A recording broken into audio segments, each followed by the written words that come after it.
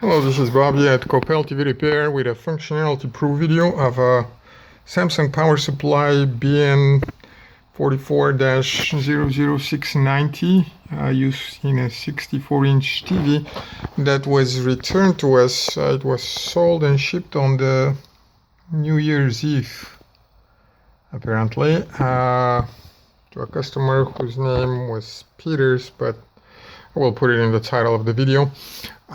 Took us a while. Customer returned our board along with their own and a very strange description of how when our board was installed the TV wasn't working, and when the original old board was installed and it had a intermittent issue, it was still functional.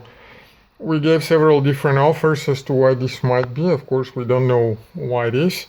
But this is the first time, literally, it's the second time I turn on the TV, but nothing was done to that board. We had some time. We don't normally test power boards, as I have said many times in TVs and articles and other things.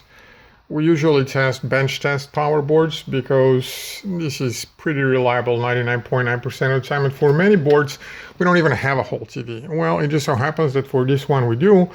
But it wasn't fully functional, so we had to actually fix a sustain board here, which was a good thing because it turns out those are rare, so we'll start offering repair for them. Anyhow, long story short, after we got it working, with the board that was in it, we installed this one, and as you can see, it is just working right out of the box in which it was returned. That top of the screen is missing because that connector is detached, and it is detached because the panel itself is bad, which is normal for a testing TV in an electronics repair shop. Long story short, that board is functional, and I have no explanation why when it was installed on the customer end the TV was not working, and why it is working for us, and why the other board was not functional. The other board, the original board, did have a cold solder, start of a crack. This is how they start. This has been well documented in many other videos and forums online. The solder joints on the transistors that are driving the VA/VS transformers, as well as the one on this board. It's a transistor. In the other from this series, 513, 514, 515, 516, it is a driver IC. The solder joints that are used to attach those ICs to the tracks underneath, they get corrupt over time, and that causes intermittent problems. A bunch of others do the same. A bunch of others on this side do the same, which is why we replace all those and all these and reflow all those and rework them. I've done many other videos explaining that. So the other one did have a crack that was visible with a microscope. I can't say whether that was the problem, but we redid it and probably will be returning it. But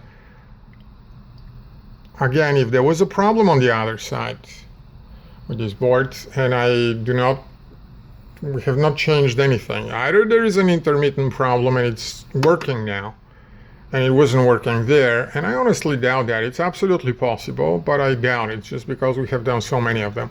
And because we have done so many, and because we have seen so many things, I will never say that cannot happen. It is possible, but we say what we see, and what we see is that board working. So just for information, you can see it working. I don't know what you're going to see there. Your own board was actually not tested in that TV because you yourself said it was functioning properly. We saw that there was no busted components there, but still we replaced all those ones that we know are going bad, and we did rework, and we pretty much did everything that we would do to a board that would have been failed for whatever common reason. That's all. Thank you.